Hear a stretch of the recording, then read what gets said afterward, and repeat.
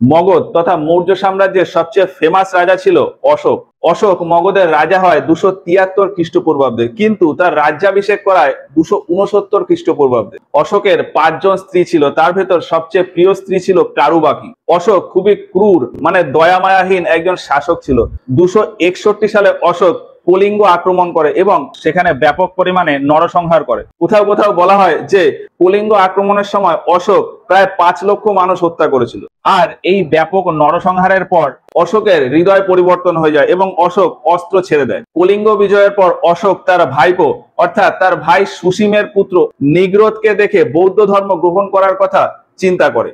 নিগ্রোধ অশোককে বৌদ্ধ ধর্ম গ্রহণের জন্য বৌদ্ধ ধর্মগুরু উপগুপ্তের কাছে নিয়ে যায় এবং সেখানেই অশোক বৌদ্ধ ধর্ম গ্রহণ করে। বৌদ্ধ ধর্ম গ্রহণের পর সম্রাট অশোক এই ধর্ম দ্বারা খুবই প্রভাবিত হয় এবং সারা দেশ জুড়ে এই ধর্মের প্রচার করে এবং দেশের বাইরেও এই ধর্মের প্রচার করে। বৌদ্ধ ধর্মের প্রচারের জন্য অশোক তার পুত্র ও কন্যা মহেন্দ্র ও সংঘমিত্রাকে শ্রীলঙ্কা বা সিংহলে পাঠায় এবং এই সময় অশোক তার রাজধানী পাটলিপুত্রে তৃতীয় বৌদ্ধ সম্মেলন করায় 255 খ্রিস্টপূর্বাব্দে। অশোক তার যুদ্ধনীতি ছেড়ে দিয়ে সমাজের কল্যাণের জন্য ধম্ম মহামাত্র এবং স্ত্রী মহামাত্র নামক 2 ধরনের আধিকারিক নিয়োগ করেছিলেন। ধম্ম মহামাত্ররা দেশে ন্যায় নীতি ও বৌদ্ধ ধর্মের প্রচার করতেন আর স্ত্রী মহামাত্ররা সমাজের মহিলাদের কল্যাণের বিষয়টি দেখতেন।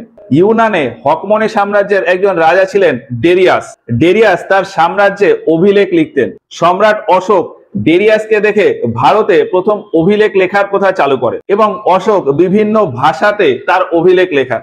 যেমন ভারতে ব্রাহ্মী লিপিতে তার সমস্ত অভিলেখ লেখান, পাকিস্তানে লেখান খরষ্টি লিপিতে, আফগানিস্তানে অ্যারামাইক লিপিতে এবং গ্রিকে যে সমস্ত অভিলেখ লেখান সেগুলি গ্রিক লিপিতে। অশোকের বিভিন্ন অভিলেখ প্রথম খোঁজ করেন জেমস প্যান্থার, কিন্তু ওই অভিলেখের ভাষা বুঝতে না পেরে জেমস প্যান্থার সেগুলিকে ইগনোর করে দেন। পরবর্তীকালে জেমস প্রিন্সেপ অশোকের এই সমস্ত অভিলেখ পাঠোদ্ধার করেন। অশোকের অভিলেখের পাশাপাশি ব্রাহ্মী লিপির পাঠোদ্ধারও করেন জেমস প্রিন্সেপ। তবে জেমস প্রিন্সেপের কাছে একটা সমস্যা ছিল যে অশোকের অভিলেখের কোনোটাতেই অশোকের নাম এক্সাক্ট লেখা ছিল না। সমস্ত জায়গাতেই আমি মগধ সম্রাট বা দেবনাম প্রিয় এই সমস্ত কথা লেখা ছিল। রাজস্থান থেকে অশোকের একটি অভিলেখ পাওয়া যায়, ভাবরু অভিলেখ। শুধুমাত্র সেটিতেই লেখা ছিল যে আমি মগধ সম্রাট অশোক। তবে আরো 4টি জায়গা আছে যেখানের অভিলেখে অশোক শব্দটি প্রয়োগ হয়েছে। সেগুলি হলো মধ্যপ্রদেশের গুর্জরা অভিলেখ, কর্ণাটকের মাস্কি, নেতুর আর উদয়গুলার অভিলেখ। রাজস্থান থেকে পাওয়া ওই ভাবরু অভিলেখের চর্চা বৌদ্ধ ধর্মগ্রন্থ ত্রিপিটকেও রয়েছে। সম্রাট অশোক বিভিন্ন ধরনের অভিলেখ লেখান, তার ভেতর 2 ধরনের অভিলেখ সব থেকে ফেমাস। প্রথম হলো স্তম্ভলিপিতে অভিলেখ এবং শিলালিপিতে লেখা অভিলেখ। স্তম্ভলিপিতে প্রচুর আছে, কিন্তু তার ভেতর মেজর 7টা স্তম্ভলিপি বা পিলার এডিক্ট রয়েছে। সেগুলি হলো নেপালের লুম্বিনীতে রোমানদেহী অভিলেখ, হরিয়ানাতে রয়েছে টোপরা অভিলেখ, উত্তরপ্রদেশে ছিল মিরাট আর কৌশাম্বী অভিলেখ, আর বিহারের এই এরিয়াতে ছিল 3টে, রামপুরবা, লোরিয়া নন্দনগড় আর লোরিয়া গণরাজ। এর ভেতর নেপালের লুম্বিনীতে অবস্থিত রোমানদেহী অভিলেখ সব থেকে ছোট। এখানে ট্যাক্সের ব্যাপারে লেখা ছিল, মানে আর্থিক চর্চা নিয়ে লেখা। হরিয়ানার টোপরা আর উত্তরপ্রদেশের মিরাট এই দুটো অভিলেখকে পরবর্তীকালে ফিরোজ শাহ তুগলক তুলে দিল্লির তুগলকাবাদে রেখে দেয়। এছাড়া উত্তরপ্রদেশে যে কৌশাম্বী অভিলেখ ছিল সেখানেই বলা আছে যে অশোকের প্রিয় স্ত্রী কারুবাকি যে দান ধ্যান করতে খুব পছন্দ করে। পরবর্তীকালে আকবর এই কৌশাম্বী অভিলেখকে তুলে এলাহাবাদে নিয়ে আসে। বিহারের চম্পারণে এই 3টে অভিলেখের ভেতর লোরিয়া নন্দনগড় এই অভিলেখে ময়ূরের চিত্র আঁকা রয়েছে। আর সম্রাট অশোকের সব থেকে বিখ্যাত অভিলেখ হলো শিলালিপি। আফগানিস্তানের কান্দাহার জায়গাতে একটি অভিলেখ পাওয়া যায়, সেরেকুনা অভিলেখ। নর্মালি অশোক আফগানিস্তানে অ্যারামাইক লিপিতে তার অভিলেখ লিখিয়েছিল, কিন্তু কান্দাহারের ওই সেরেকুনা অভিলেখে অ্যারামাইক আর গ্রিক এই দুটো লিপির প্রয়োগ হয়। এখন অশোকের শিলালিপি বলতে বোঝায় যে অশোক তার জীবনে কি কি করেছে বা তার সাম্রাজ্য চালানোর নীতি। এক কথায় সম্রাট অশোকের ব্যাপারে সমস্ত কিছু এক জায়গাতে লিপিবদ্ধ করা, সেটাকেই বলা হয় শিলালিপি। এখনকার সময় যেমন দেখা যায় যে নেতারা যে সমস্ত কাজ করে সেই সমস্ত কাজের বা তাদের প্রকল্পের নাম বড় বড় পোস্টারে লিখে পাবলিশ করে, ঠিক সেই রকমই হলো শিলালিপি। কোন একজন সম্রাট তার সাম্রাজ্যে কি কি করেছে বা তার কি খ্যাতি সেই সমস্ত জিনিস একটা শিলাতে লিপিবদ্ধ করা, সেটাকেই বলা হয় শিলালিপি। এখন এই লিপিবদ্ধ করাটা একটা পাথর মানে একটা শিলাই হতে পারে, বা কোথাও হয়তো কিছু শিলা আছে, প্রত্যেকটা শিলাতে কিছু কিছু জিনিস লেখা, সেইভাবে হতে পারে। তো এইরকম সম্রাট অশোকের মোট 14টি পয়েন্ট মানে তার শাসনের 14টি বিষয় সম্পর্কে লেখা রয়েছে এক একটি শিলালিপিতে। তো অশোকের শিলালিপিতে লেখা এই 14টি বিষয় কি কি সেগুলি আমাদেরকে পরপর একটু মনে রাখতে হয়। যেমন প্রথমেই লেখা রয়েছে যে অশোকের অহিংসা নীতি এবং বলিতে নিষেধাজ্ঞা লাগানো। শিলালিপির দ্বিতীয় পয়েন্টে লেখা আছে মানুষ ও পশুদের সঠিক চিকিৎসার ব্যবস্থা করা। এছাড়াও এই 2 নম্বর লিপিতে দক্ষিণ ভারতের চর্চা রয়েছে। দক্ষিণ ভারতের বিভিন্ন রাজ্য যেমন চের, চোল, পাণ্ড্য, সতীপুত্র ও শ্রীলঙ্কা এইসবের ব্যাপারে। এছাড়াও এই 2 নম্বর পয়েন্টে গ্রিক রাজা অ্যান্টিওকাস দ্বিতীয় এর সম্পর্কেও লেখা রয়েছে। 3 নম্বরে লেখা রয়েছে যে সম্রাট অশোক সমাজের কল্যাণের জন্য 3 জন আধিকারিক নিযুক্ত করেছিলেন, রাজুক, প্রাদেশক আর যুক্তক। এরা প্রত্যেক 5 বছর অন্তর সমাজের কল্যাণ সম্পর্কে একটি রিপোর্ট বানাতেন এবং সেই রিপোর্ট অনুযায়ী পরের 5 বছরের জন্য অশোক প্ল্যান করতেন। 4 নম্বর লিপিতে লেখা রয়েছে যে সম্রাট অশোক ভেরি ঘোষের জায়গায় ধম্ম ঘোষের প্রতিষ্ঠা করেছিলেন। ভেরি ঘোষ মানে হলো অশোকের যুদ্ধনীতি এবং ধম্ম ঘোষ মানে হলো অশোকের ধম্মনীতি বা ন্যায় নীতি। সাম্রাজ্যের প্রত্যেকটি মানুষ আমার সন্তান এবং এই সন্তানদের কল্যাণের জন্য ধম্ম মহামাত্র স্থাপন, এই বিষয়ে লেখা রয়েছে 5 নম্বর লিপিতে। ধম্ম মহামাত্র কথার অর্থ হলো যারা সমাজের কল্যাণের জন্য ন্যায় নীতির প্রচার করেন। 6 নম্বরে লেখা ছিল যে জনকল্যাণের জন্য রাজার কি দায়িত্ব থাকবে। রাজা জনকল্যাণের জন্য মন্ত্রী পরিষদ এবং আধিকারিক এই সমস্ত জিনিস নিয়োগ করবে। 7 নম্বর লিপিতে অশোকের সকল ধর্মের প্রতি সহিষ্ণুতার কথা লেখা আছে। 8 নম্বর লিপিতে লেখা আছে যে সম্রাট অশোক বৌদ্ধ ধর্ম গ্রহণের পর প্রথমেই বোধিবৃক্ষ দর্শনে যান 259 খ্রিস্টপূর্বাব্দে এবং তার সাথে সাথে গৌতম বুদ্ধের জন্মস্থান অর্থাৎ নেপালের লুম্বিনী সেটিও দর্শন করেন। এই 8 নম্বর লিপিটাই ছিল সব থেকে ফেমাস। বোধিবৃক্ষ দর্শন এবং লুম্বিনী ভ্রমণ এটিই ছিল সম্রাট অশোকের প্রথম ধর্মযাত্রা। 9 নম্বরে লেখা ছিল যে অশোকের ধর্মীয় অনুষ্ঠানের গুরুত্ব।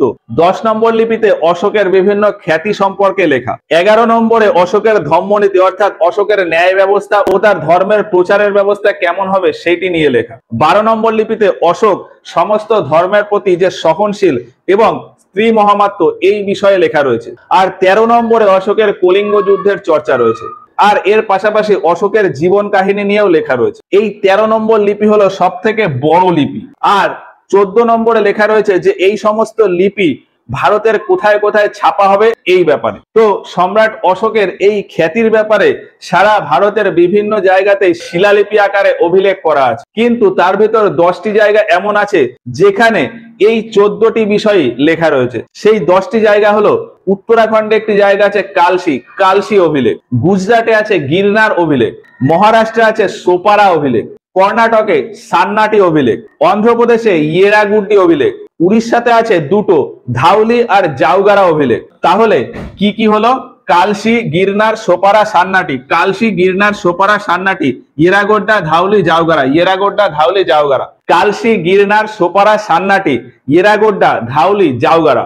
এছাড়া পাকিস্তানে রয়েছে দুটি, শাহবাজগড়ি আর মানসেরা।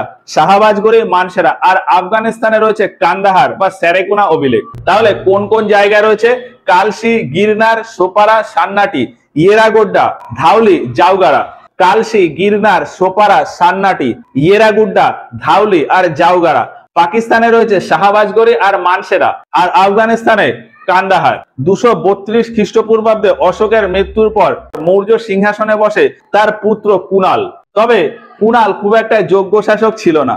এইভাবে পরপর আরো অনেকে মৌর্য সিংহাসনে বসে, তবে শেষ বসেছিল বৃহদ্রথ। বৃহদ্রথের সময় এই কলিঙ্গ প্রদেশের প্রধান ছিল খারবেল।